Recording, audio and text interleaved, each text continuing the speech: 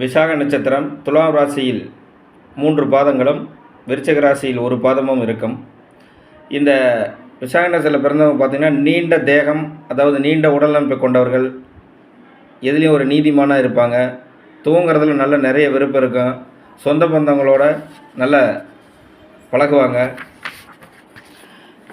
எதுலேயோ ஒரு வகையில் அரசு தொடர்பில் இருப்பாங்க. அடக்கமான குணம் அவங்களுக்கு இருக்கும். நல்லா பேசுவாங்க. பொறுமைசாலி. பெண்கள்கிட்ட நல்ல ஒரு பாசத்தோடு பழகுவாங்க.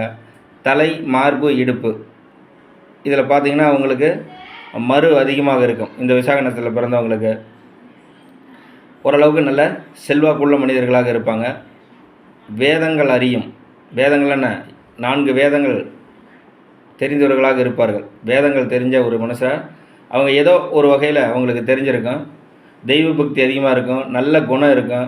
வாகன யோகம் இவங்களுக்கு இருக்கும்.